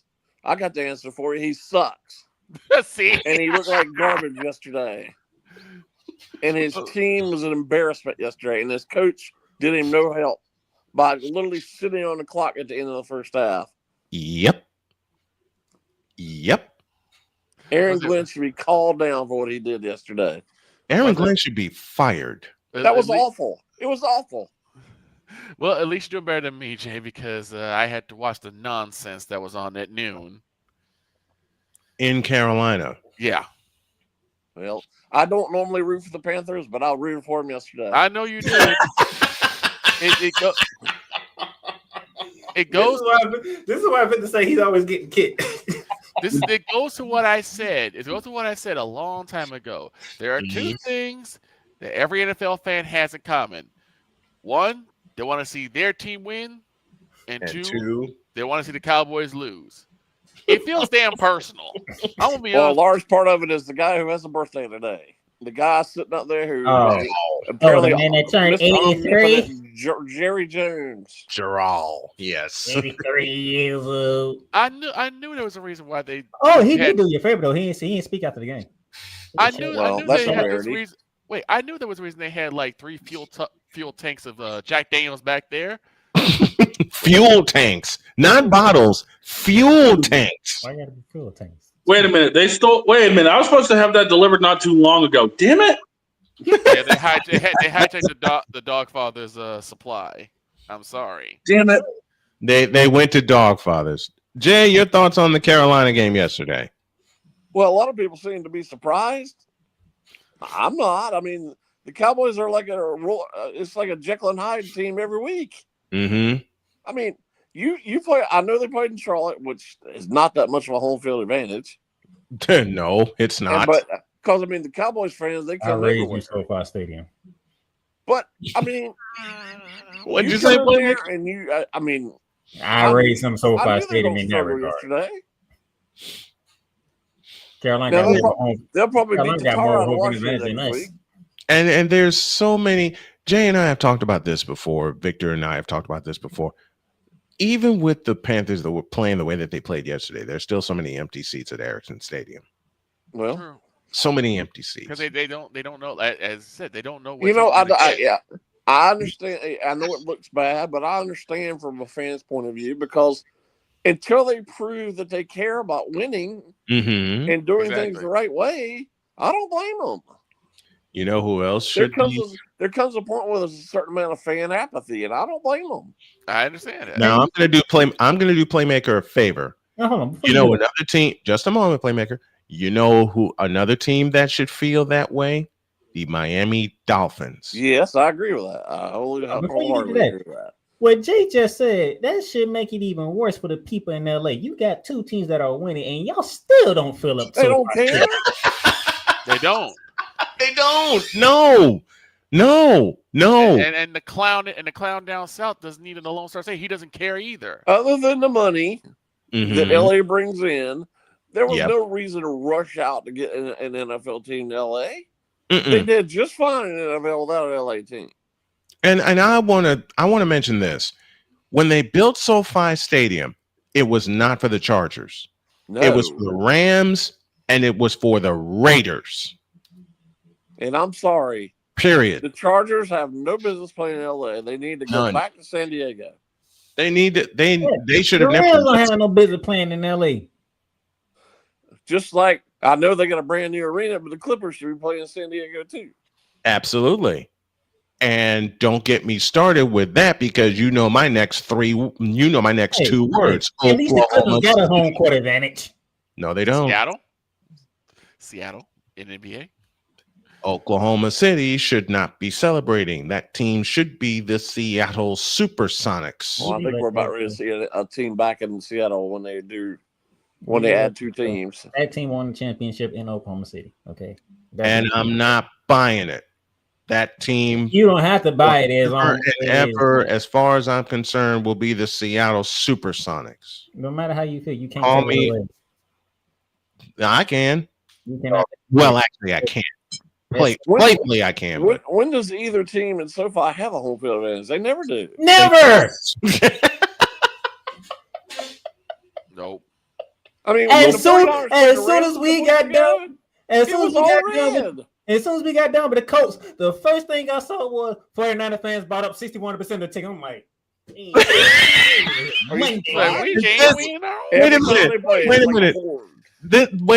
a minute. Playmaker has said this to me so many times off the air, and he put it in a very playful question one year when he says, "Why are y'all buying up all our tickets in SoFi?" And I do. And I will. This is a running joke with my wife, and I will give him the standard answer. I don't know. How about this? How about we go back to St. Louis and y'all move San Fran to LA? How about that? No. Heck no. Nope. Give me this button here. No. Fan base in LA than us. Bishop. We'll hold off on the Bishop right now. Jay Spivey with us, 38 after the hour. Matter of fact, I'll do this for Playmaker, and I'll make him smile. You know what Rams fans say to us every time we come to SoFi? You tripping. More like, why? Now, why? That Jay go back to Miami because, that's... What do you think it means that they put both teams on the East Coast yesterday at 1 o'clock? So that means that you're watching on the West Coast at 10 a.m. Yes. At the same time they were playing. At the same time. That is rare. That hardly ever happens. Because the Chargers played in Miami. We'll get then.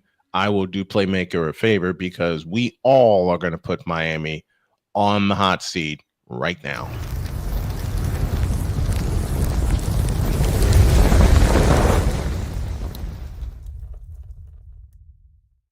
I don't know why. We'll lead off with Jay. Jay, your thoughts on the Dolphin situation? Well, for one, I like to, but he's just banged up. He's like gun shy. 3 years ago, he took 3 concussions in 14 weeks. Yep, like I said, and that's that we know of. As little people care about the Jets, even less people care about the Dolphins. And Tua called him out, saying players are late to players only meetings. Yeah. Yeah, he put it out on Front Street. Are you surprised? No, it's just like I'm not. Usually a lot of guys keep quiet about that, so I'm very surprised. So I'm kind of surprised at that. Let me go back to Jay. You know when I said that Aaron Glenn should be fired? You know who should be fired? Mike McDaniel. It's getting very close to that. You want to fire Aaron Glenn after 6 games, but Mike McDaniel's been there for how long? And you just not want to fire him? But what have they done since Ross has been the owner? Nothing. Since Steve Ross has been the owner. Nuff and Ing. You know what I call this? I call this karma. And I'm sorry, Miami Dolphins. They need to switch back to their old uniforms. Those ones they use now are not good. Thank you. Man, I don't care about the uniform. This is karma for how they did a certain coach up in Minnesota. Oh, that ain't karma for that. Yes, it is. That's karma for them not putting a good football team together. More like it's karma for basically putting 2. Guess who would have put a good football team together? It ain't Minnesota, I'll tell you that much. I mean, what have they done since should still be the head coach of the Miami Dolphins. They won't be going through this right now. That's true. Yeah. That was a terrible decision. Well, it's Miami. I was gonna say, has Miami ever made a good decision? Not since Don Shula. Well, you talking about the Miami football team or Miami in general? Miami Dolphins in general, the football team. Miami football team. There you go. Playmaker, you just gave me something. Since you mentioned that, you know, Snowman, I mentioned this a long time ago. All those people clamoring for Eric Bieniemy to get a head coaching job. Yep. What has he done since then? And where is he? I know he's coaching somewhere, but what? I haven't heard his name in. The Chiefs miss him? No. I've heard people say they should change the name from Eric Bieniemy to Eric the Enemy because he's the enemy of. There were millions of people who thought he should have got the head coach's job. Yes, why? I remember that. I remember that. Wait a minute, where is Eric Bieniemy anyway? He's coaching somewhere in college, and I forgot where he is. I don't think he's coaching in college. Oh, where? I don't think he's coaching in college. Research here. I saw him recently.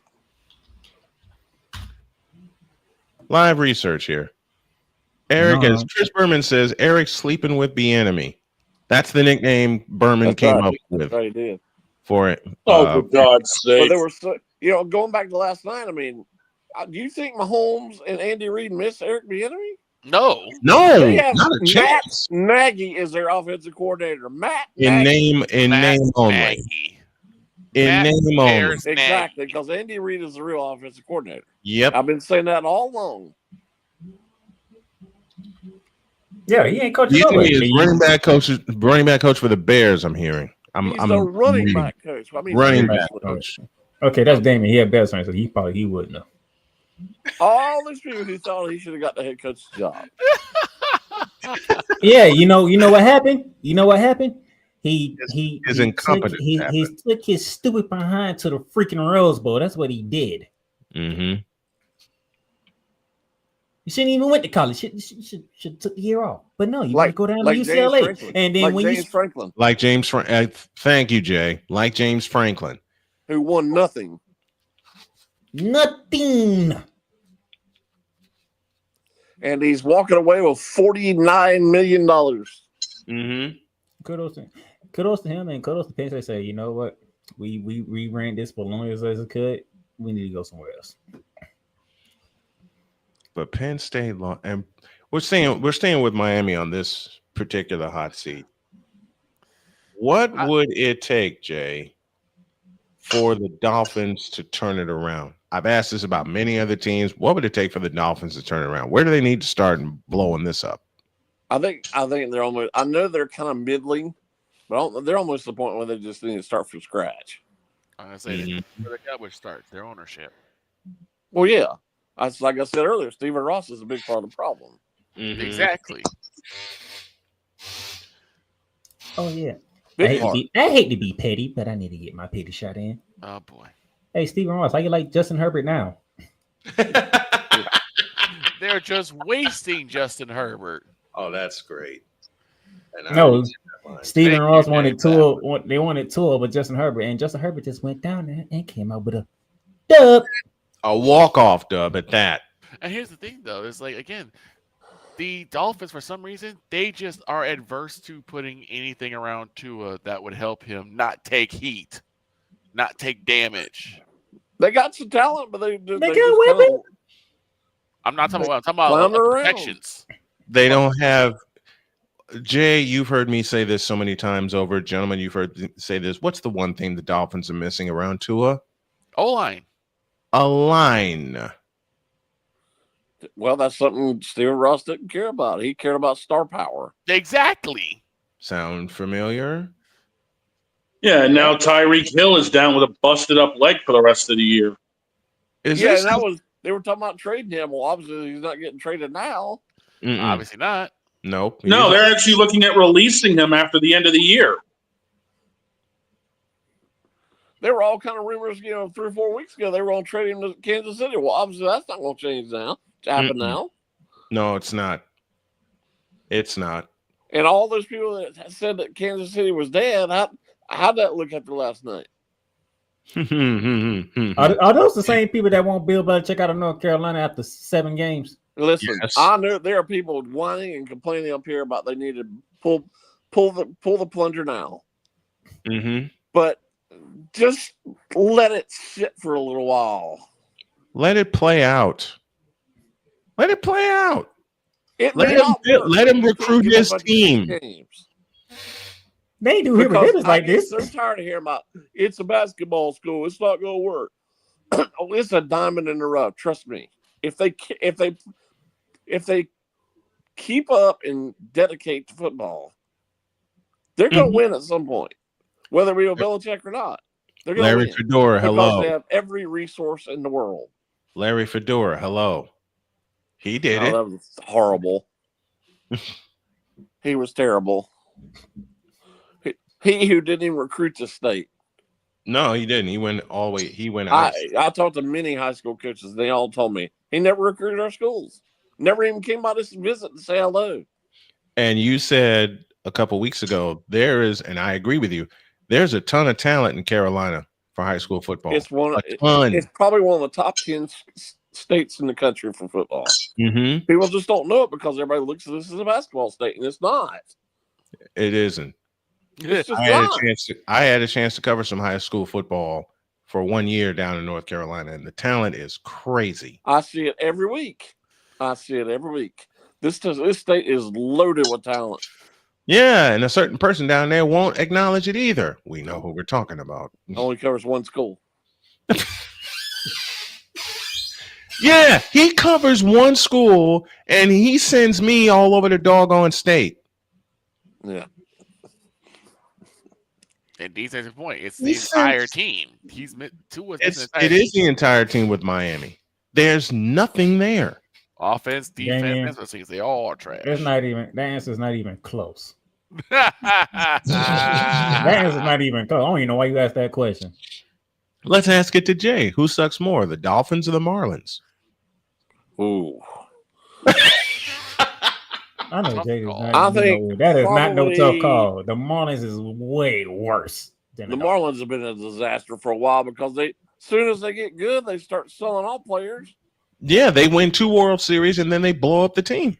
Well, I can't blame the fans at all for not coming to see them play. Let them play the entire season. And well, I mean, I've never been there, but apparently their stadium is pretty nice from what I gather. It is. Thing is. It is. There's just nobody in it. When you have something nice, well, can you blame them? But it's ugly inside. What's going to happen? I don't blame people for not showing up. I'm certainly not. That's one of the few stadiums I won't visit when I do my stadium tour, but I'll probably take a visit anyway, just to take in the game. As long as it's in the middle of summer and the roof's closed and it's air conditioned, I'll go to every game in the world. Mm-hmm. But I'm not going to sit there through 100% humidity and pouring down rain. Think of it like this. You'll take SoFi Stadium, and it's the home of the New York Jets. That's what it is with the Miami Marlins. There's the joke right there, the Jets. Oh, no. Okay. There you go, Snowman. I tied it all in for you. Here's minus 10 yards. It was awful. They were terrible yesterday. I've seen more. That's what happens when you get sacked 9 times, okay? When you get sacked 9 times, they come off your passing yard. Justin Fields was terrible. Yes. Hey, Justin Fields was terrible. The O-line was terrible, okay? It's terrible all around. Hell, even Sean Payton and the Broncos were terrible. They shouldn't even have been that close. And the Jets finally forced a turnover. And guess what? That was the first play that got during game. Yep. Yep. Kurt Warner and Rich Eisen called the game, and they were both incredulous as to what the heck the Jets were doing in the first half yesterday. Yep. Kurt Warner was speechless. More often than not, they were on the 40-yard line and basically kneeled the ball. No, they faked the punt, got the first down. It was like, okay, we're done. Yeah, that was it. What was the point of you faking the punt for then? I have no idea.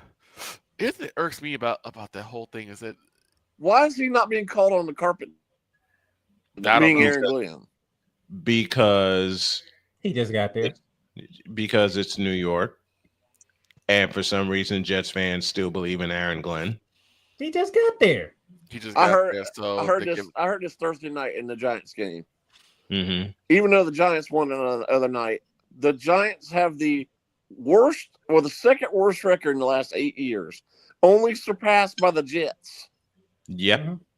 Mm-hmm. Yep. The 2 worst teams of the last year are both New York teams. Yes.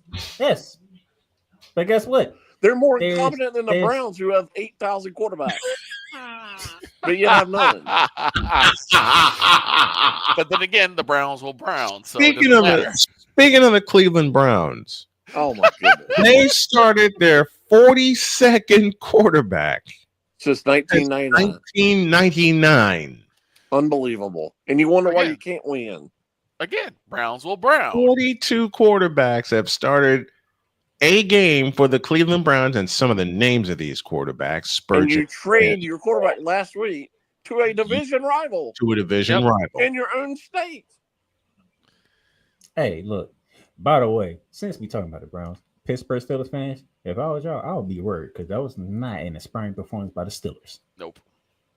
It doesn't matter. It That was division's not- so horrible. They're going to win this division running away. It was Yeah, they are. 9-3 after They're the gonna win. half. They gon' no. I'm telling you this right now. I'm saying this live on air. Steelers keep playing like they playing on offense. They gonna mess around and they gonna leave that door crack for the Baltimore Ravens to get healthy and come get them. Because I seen the second half of the Baltimore Ravens schedule. That schedule is very favorable in Baltimore Ravens. Have you seen their defense?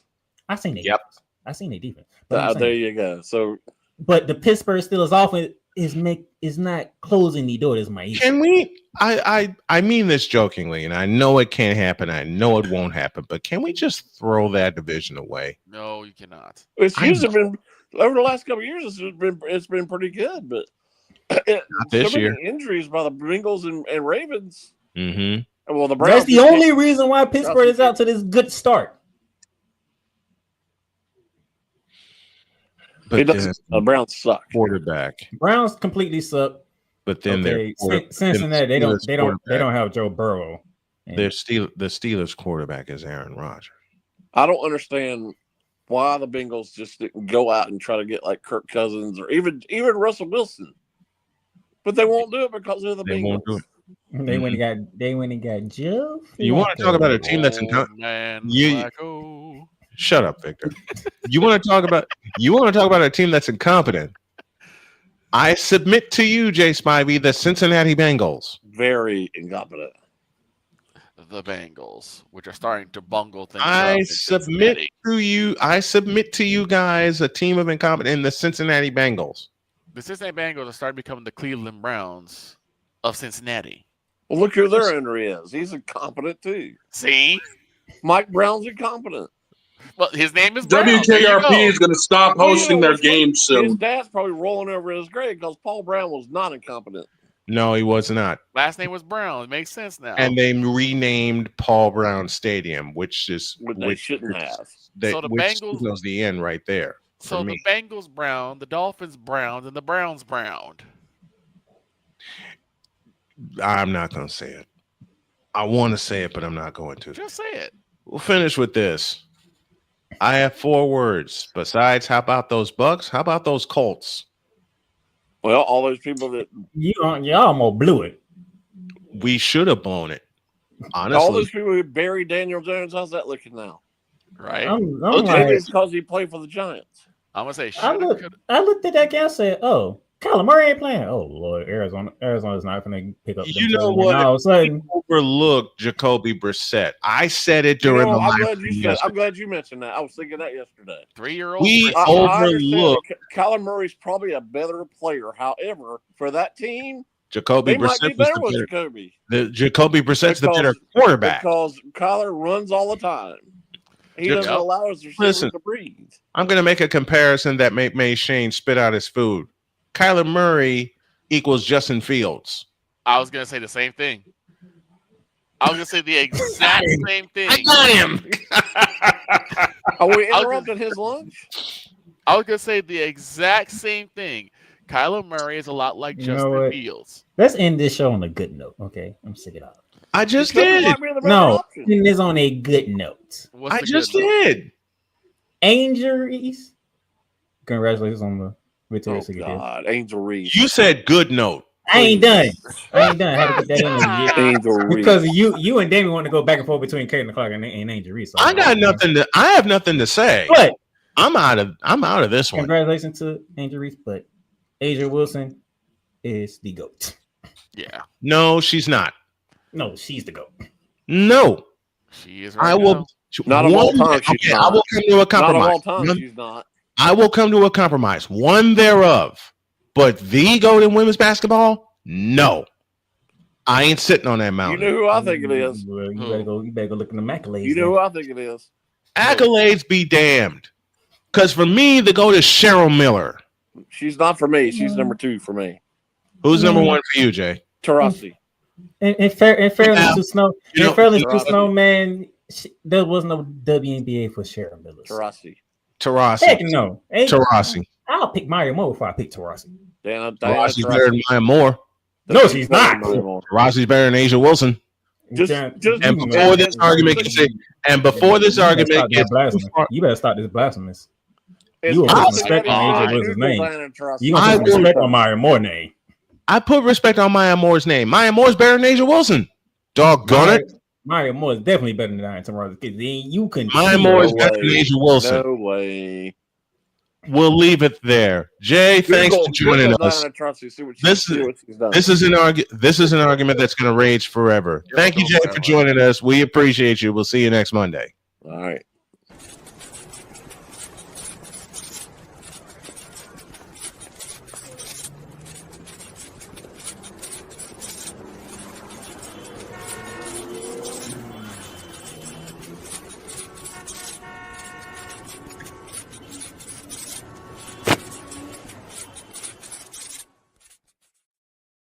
We better split. Have a great day. God bless. Remember to make your next move your best move. And always remember, if your dreams don't scare you, they are simply not big enough. Dream big, do bigger. We are, and we hope y'all are too. Thanks for listening, everybody. See you tomorrow.